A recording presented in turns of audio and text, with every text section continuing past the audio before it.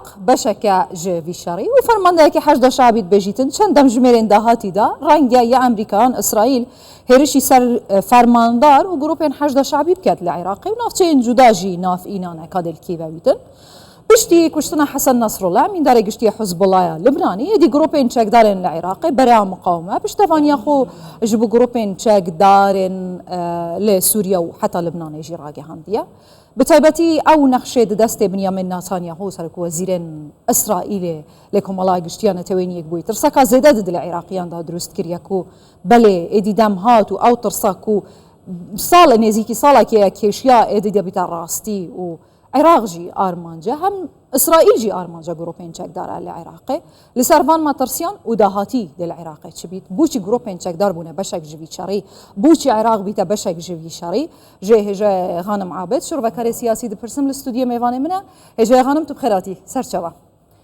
عراق بوشي بشك جوي شري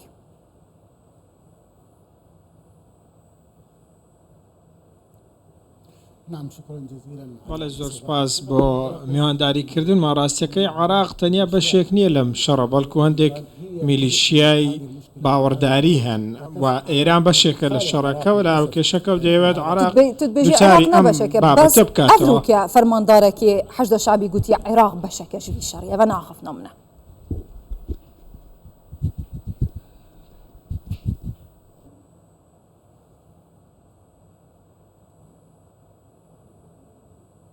نعم يعني بەڵێ عراق وەکو دەوڵەت لم تتدخل في هذا الصراع دەستی لەم بابەتەوە نەداوە بەڵکو بە شێوازێکی مرۆیی هەوڵیداوای ئەرمەتی لوبنانیەکان بکات بە بابڵێن برینداران چارەسەر بکات. ئەمە ڕۆڵی حکوومەتی عراقی بووە بەڵام بە گشتی شەڕکردن و بەشداریکردن و هاوبەشکردن لەگەڵ حیزبوڵڵا ئەمە لە میلیشیاکانەوە بووە. میلیشیاکانیش ڕووی پێشەوە و ڕاستەقینەی دەوڵەت نین چونکە ئەو ئەنجامانەی لەم بەشداریکردنە دەکەونەوە دەبنە هۆکاری ئەوەی کە عراق باجێکی گەورە بدەن کە خۆی لە بنەڕەتدا هیچ پەیوەندێکی بۆچی ئیسرائیل دەبێتن عێراقی و ئیرانێژی بێخیتە ناوە نەخشەیەوی شەڕی ئەگەر چنە؟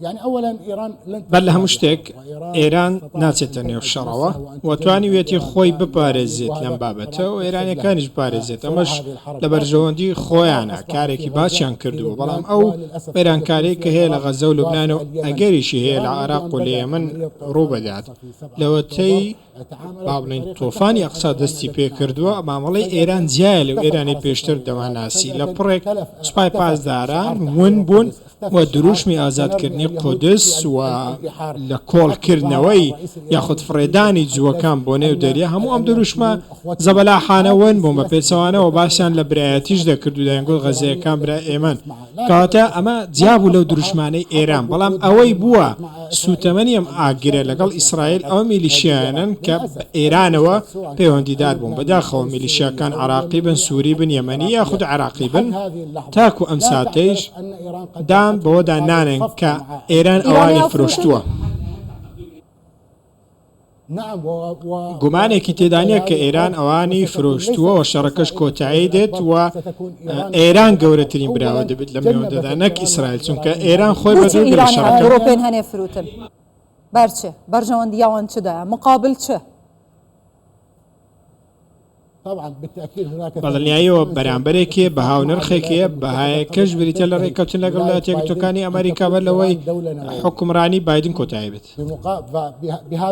بەم نرخە ئێران میلیشیاکانی فرۆشتووە نەک تەنیا ئێران وەکو حیزبوڵڵای لوبنانیش پێشتر شەڕی لە سووریا دەکرد وەکو بەرگریکردن لە بەشار ئەسەد بەڵام سووریا پشتگیری بەشار ئەسەد پشتگیری حیزبوڵڵای نەکرد. ڕێککەوتنێک لە ئارادایە کۆمەلگەی نێودەوڵەتی ئەمڕۆ پەیامێک دەگەێنێت ئێمە شۆکو عراقی پێویستە لەو پەیامەتیە بگەین و هەرچی بکەین مامەلە لەگەڵ وڵاتان دەبێت مامەلە لەگە میلیشیان نابێت. ئەمە پەیامی کۆمەلگەی نێودەوڵەتیە وەکو چۆن داعش و قاعیدە کۆتایی پێێنان هەموو میلیشیاکانی ناوچەکە میلیشە شیعیەکان لە سووریا لە لوبنان و حوسیەکان هەمویان بەرەو لە ناوچۆن دەچن ئەو بارودۆخێکی نوێ لە ناوچەکەدا بەرپا دەبێت. ئەمریکا بێژن چەند ساعتێک داهاتیدا دەست بە هێرشێن خوکێت بوو سەر گروپ و فەرماندارên گشتیên 18 شعبی لە عێراقê bi destpêkirina vê hêrişa berfireh li navçeyên cudayên Iraqê dê çi çêbît؟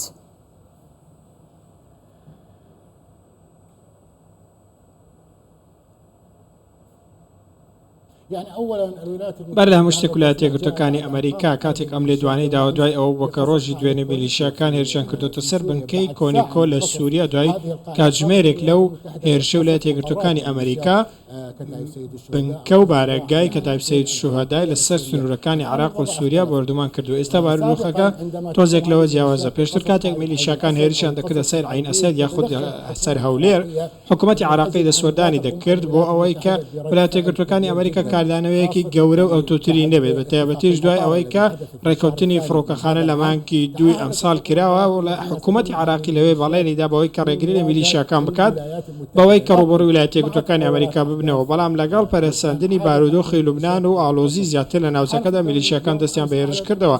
ئاوپەیمانی نێودەوڵەتی دوێنێ باسییان لەوە کرد کە لە ساڵی 2025 و 26 عێراق جێ دەیڵن و بە یەکجاری لەم ناوچەیە ناوێنن کەواتە کاتێک میلیشیاکان هێرش دەکەنە سەر بنکەکانی ئەمریکاوە بە دیاریکراوی لە نێو سووریا و لە دەرەوەی خاکی عێراق بە دڵنیاییەوە دەبێتە هۆی ئەوەی کاردانەوەی لێ بکەوێتەوە. ویلایەتە یەکگرتووەکانی ئەمریکا باوەڕی وایە بە لەگەڵ ئەوەشدایە کە لە ساڵی 2017ەوە مەترسی عێراق لەسەر سنووری سووریاوەتە لەوێوە هەیە چونکە دەواازەی نافەرمی هەیە، تونێل هەیە، شەڕکەر لەوێ هەن و قاچاقچێتی لەوێ دەکرێت، حزبوڵای لوبنانی لەوێ هەیە. بۆیە دەبینی هەموو ئەو هێرشانەی لەو ناوچەیەن ئامانجیان سنووری عێراق و سووریا. من پێشم وایە واشی دەبینم کە ئەگەر میلیشیاکان بەرژەوەندی عێراق لە بەرچاو نەگرن ئەو کاتە عێراق دووچاری کێشەیەکی زۆر گەورە دەبێتەوە و ئەم کێشەیە هاوئاهەنگ و هاواتایە لەگەڵ بارودۆخی سیاسی زۆر لاوازی عێراق. ئەمڕۆ ئێمە پەرتەوازەیەکی سیاسی زۆرمان هەیە. سەرۆکایەتی حکوومەت بە سوودانی تاوانبار کراوە بەوەی کە خۆی لەلایەنە سیاسیەکان دزیوەتەوە ڕێکەوتنەکانی جێبەجێ نەکردو. زۆرێک لە تۆمەتبارانی دیکەش هەن کە لە نووسنگەی بەڕێز سەرۆکی حکوومەتی عێراق کارێکی دیکەیان کردووە. ئێمە چاوەڕێی هەڵبژارین دوای ساڵێک کەواتە ئەگەر میلیشیاکان خۆیان لەم بابەتە بە دوور نەگرن و ئەگەر بێت و خۆیان لە حەزبوڵڵا و لە ڕژەی بەشار ئەسەد بە دوور نەگرن عێراق بازێکی زۆر گەورە دەدات. ئەمڕۆ لەگەڵ کێشە سیاسیەکان و لەگەڵ ئەوەی ئێمە دووچاری بووینەتەوە لەگەڵ ئەو هەوڵانەی کە میلیشیاکان دەیدەن لەسەر کێشەکردن ئەگەر قەیرانێک لە عێراق ڕوودا عێراق دەستێنێت. ئەم چاوەڕێی شەڕێکی بەرفرەح بکەین یا مەزن لە عێراقییانژی دەهێرش و لێدانێن نافبەر بن.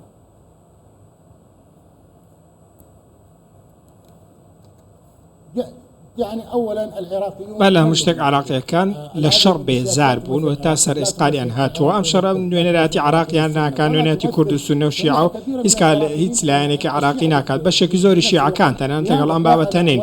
بۆ کارەکەی چییە؟ نە من نە عێراقیەکی دیکە نە کەسێکی دیکە ئامادە نیە بازی ئەم میلیشیانە بدات و لەبری ئەوان شەڕ بکات و بازی گەمژێتی ئەوان بدات. بەڕاستی عێراق دەوڵەتە پێویستە دەوڵەت کاروبارەکان ڕای بکات یاخود دەبێت کە ئەوان بێن بڵێ میلیشیاکان لە دەوڵەت بەهێستن و عێراقیان دووچاری ئەو سەرکێشی ئەو شەڕ و ئاڵۆزیانە کردوێتەوە. کەواتە عێراق لە ساڵی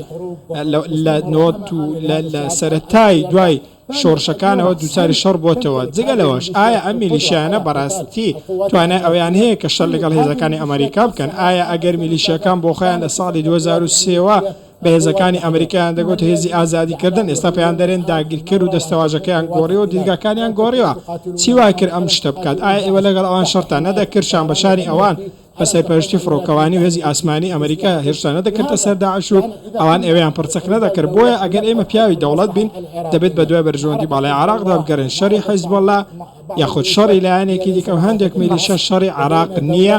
ئێمە دەوڵەتمان هەیە، ئەو دەوڵەتە یارمەتی دەرە لەوەی بەڕێگایەکی مرۆیی هاریکاری بۆ لوبنان برێت و برینداران چارەسەر بکات و ئاوارەکان وەربگرێت. بەڵام میلیشیاکان عێراق دووچاری ئەم شەڕە بکەن من پێم وایە ئەم شەڕە کاری ئێمە نییە. جاي غانم عابد شربكري سياسي. اهلا وسهلا.